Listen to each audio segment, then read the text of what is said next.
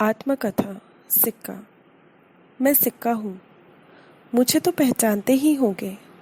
क्यों नहीं, बिल्कुल पहचानते होंगे। ना पहचानने वाली बात ही नहीं है। मैं विश्व के कोने कोने में लोकप्रिय हूँ। अलग अलग देशों में भिन्न भिन्न नाम से जाना जाता हूँ। मैं बहुत खुशकिस्मत हूँ। बच्चे, बूढ़े, जवान सभी मुझे बहुत प्यार करते हैं। मुझे देखकर ही बच्चों का मन बहल जाता है। मेरे मोह के कारण एक रोता हुआ छोटा सा बच्चा चुप हो सकता है। मेरे देह की चमक एक उदास बच्चे के चेहरे पर चमक ला सकती है। मैं सबकी ज़रूरत हूँ। मैं अमीरों की शान और गरीबों का दुख दर्द हूँ। कभी किसी अमीर के पास होता हूँ, कभी किसी मध्यवर्गीय के पास, तो कभी किसी गरीब के पास। लोग मुझे दान करना पसंद करते हैं। मैं भिखारी और फकीर के पास भी पाया जाता हूँ। मुझे आप किसी सामान को खरीदते वक्त खर्च करते होंगे या फिर प्राप्त करते होंगे। मेरी आवश्यकता मनुष्य को तब सबसे अधिक पड़ती है जब बहुत कम दाम की वस्तु खरीदनी होती है या जब खुले की अति आवश्यकता होती है। उस वक्त मैं मनुष्य के लिए बहुत अधिक महत्वपूर्ण बन जाता हूँ। मेरा जन्म धातु के खानों में होता है। कारखानों में धातु की ढलाई की जाती है, जहां गलाकर मुझे चादर का रूप दे कर फिर टकसाल में भेजा जाता है। टकसाल में मुझे काफ़ी कष्ट सहना पड़ता है। मुझे गोलाकार काट कर डाई में डाला जाता है। इस तरह मुझे एक गोल सुंदर काया मिलती है, जिसके एक ओर मेरा मूल्य छपा होता है और दूसरी ओर भिन्न भिन्न प्रकार की आकृति छाप दी जाती है।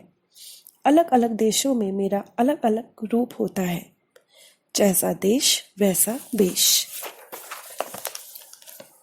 टकसाल से मैं पहुंचता हूं बैंकों में और बैंकों से आम मनुष्य की जेब में। मैंने अपने जीवन में स्थिरता नहीं देखी, क्योंकि मैं चंचल प्रकृति का ही हूँ।